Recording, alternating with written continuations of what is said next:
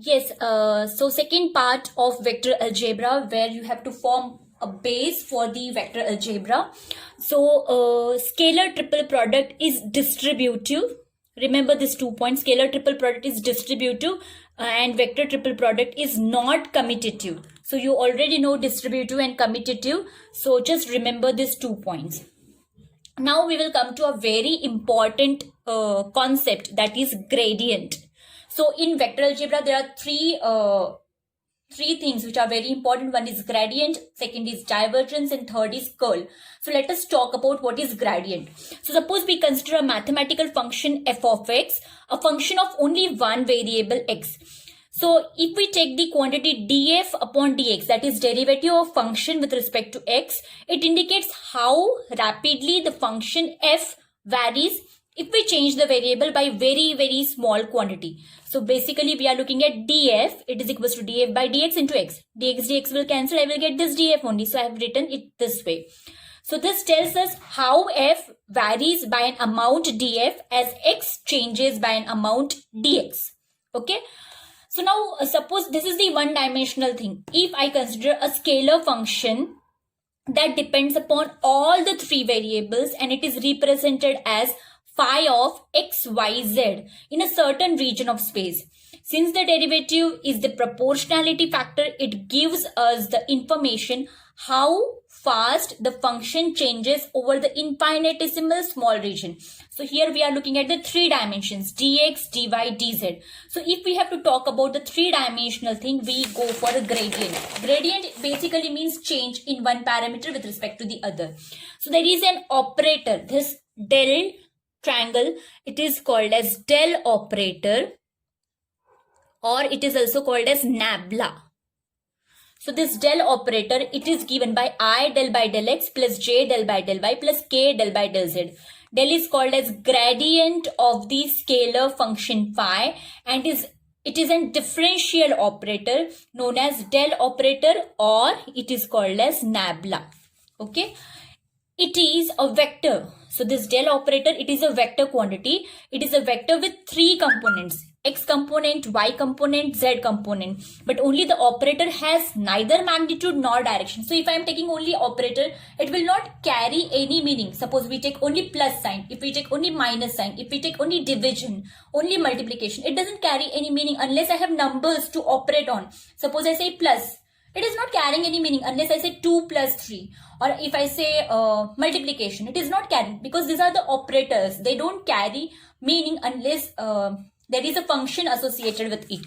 So like this, the plus, minus and all, it is a vector with three components, but only the operator has neither magnitude nor direction. But if it is operated on any function that follows it, the entire quantity becomes meaningful quantity. So this operator, when operates on another function, it will carry a meaning.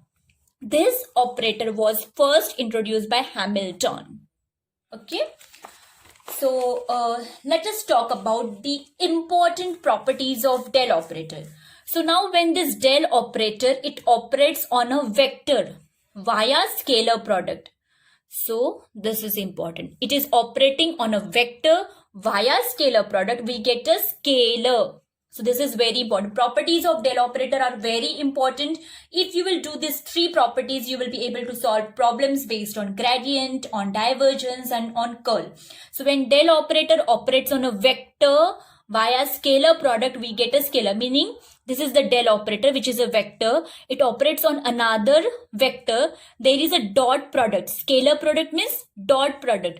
Then we get like this, del px upon del x plus del py upon del y plus del pz upon del z, where this vector p, it is pxi plus pyj plus pzk. Okay? So we will get like this.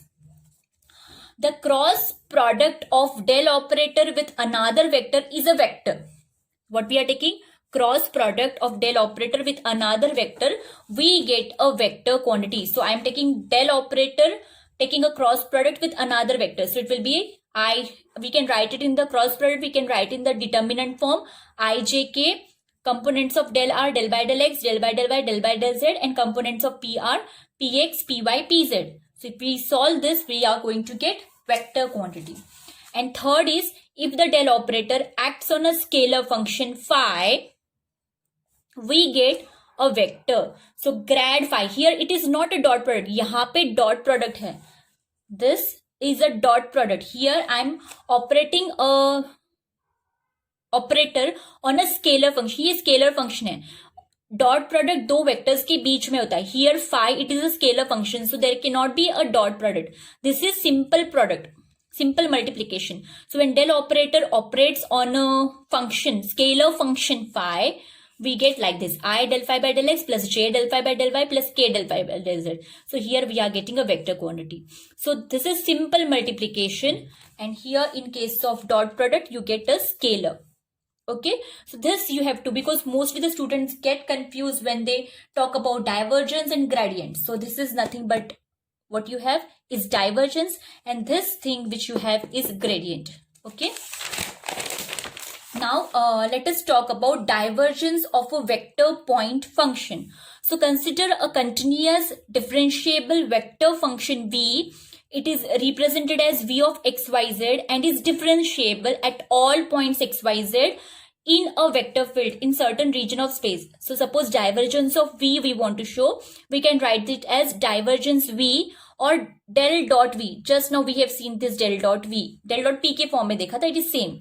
So divergence of v, it is divergence यानी del operator ना. So del operator की value क्या है? I del by del x plus j del by del y plus k del by del z. And v की value suppose vxi plus vyj plus vzk. So divergence of v, it is del vx upon del x plus del vy upon del y plus del vzy upon del z. This formula just now we have seen. Del properties जो देखी उसी में ये formula था.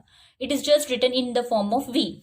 So divergence v, what is divergence v? Divergence v is a measure of how far the vector v diverges out from the point under consideration. You can call this as a physical significance of divergence. Okay.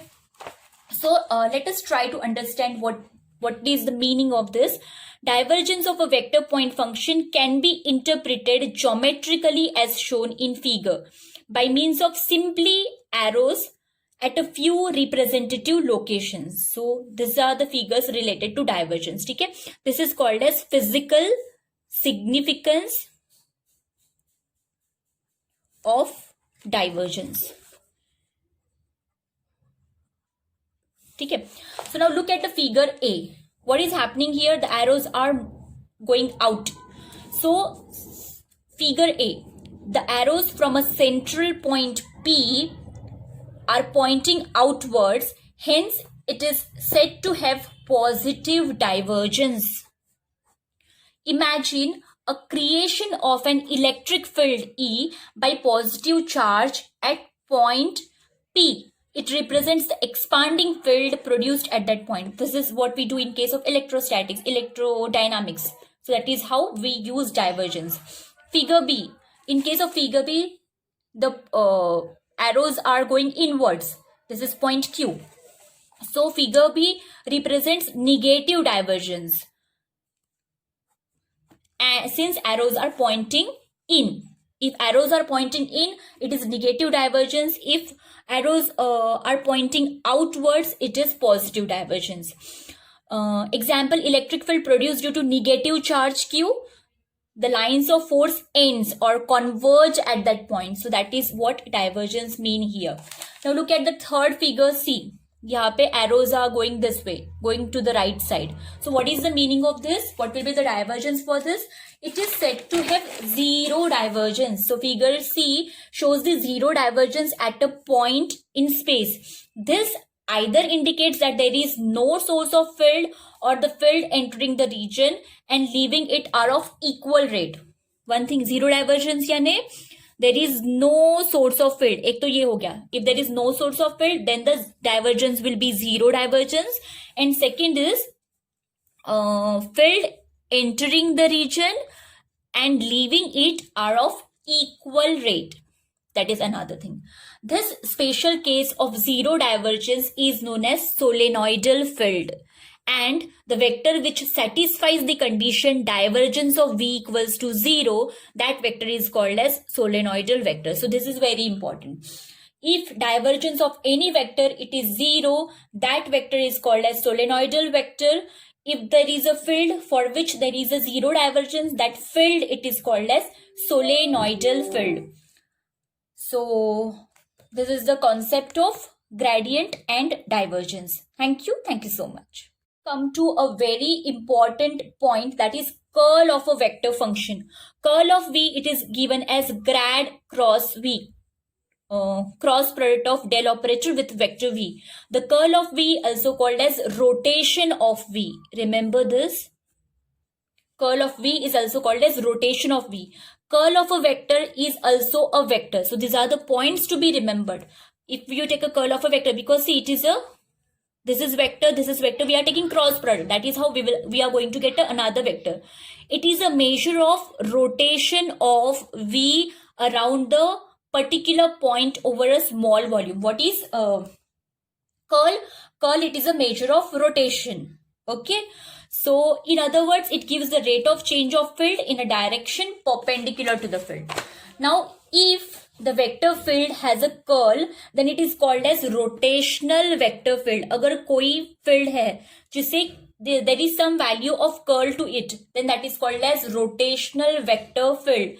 If the vector field has a value of curl 0, अगर कोई value नहीं है, curl का value 0 है, then such a field is called as irrotational vector field.